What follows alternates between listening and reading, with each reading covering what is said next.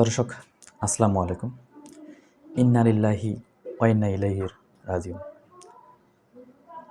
শ্রদ্ধার সাথে স্মরণ করতেছি ইরানের সর্বোচ্চ ধর্মীয় নেতা আয়াতুল্লাহ আলী খামেনিকে, যিনি দীর্ঘ কয়েক দশক ধরে ইরানের পররাষ্ট্র, রাজনৈতিক এবং প্রতিরক্ষা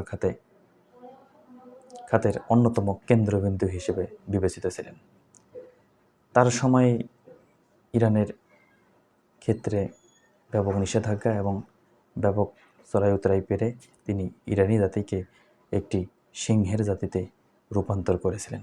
তিনি শিখিয়েছিলেন কীভাবে পরাশক্তির কাছে মাথা নত করে না, মাথা উঁচু করে, শির উঁচু করে বাঁচতে হয়। তার সময় সারা বিশ্ব থেকে, বিশেষ করে মার্কিন যুক্তরাষ্ট্র থেকে তার দেশ বা ইরান ব্যাপক অর্থনৈতিক নিষেধাজ্ঞা এবং ব্যাপক হামলার মুখে পড়ে, কিন্তু তার বলিষ্ঠ নেতৃত্বের কাছে এসব কিছু নিষেধাজ্ঞা এবং হামলা তুচ্ছ হয়ে যায়, যার ফলশ্রুতিতে তিনি ইরানি জাতিকে একটি শক্তিশালী এবং ঐক্যবদ্ধ জাতিতে রূপান্তর করেছিলেন। তিনি তার দেশে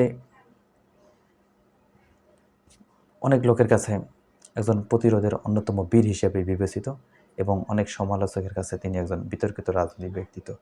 কিন্তু বিতর্কিত রাজনৈতিক ব্যক্তিত্ব হলেও তিনি তার জাতির কাছে অন্যতম একটি আদর্শ। তিনি তার জাতিকে শিখিয়েছেন যে মাথা নত করে বাঁচতে হয় না, মাথা শির উঁচু করে বাঁচতে হয়।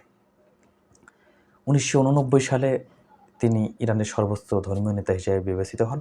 তার আগে তিনি দেশটির রাষ্ট্রপতি হিসেবে দায়িত্ব পালন করেছিলেন।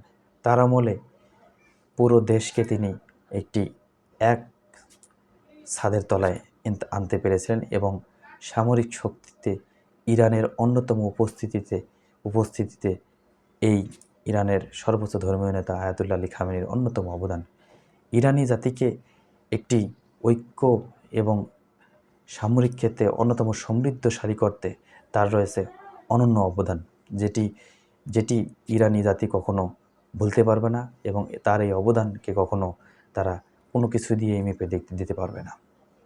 তার আমলেই এই ইরানি শক্তি, যেটি আগে ছিল আমেরিকার অন্যতম আজ্ঞাবহ একটি দেশ, তার আমলেই তারা বিশ্বের অন্যান্য পরাশক্তিকে তিনি দেখিয়ে দিয়েছেন যে কীভাবে একটি ভঙ্গুর দেশ দাঁড়িয়ে এই আগ্রাসন বিরোধী কথা বলতে পারে।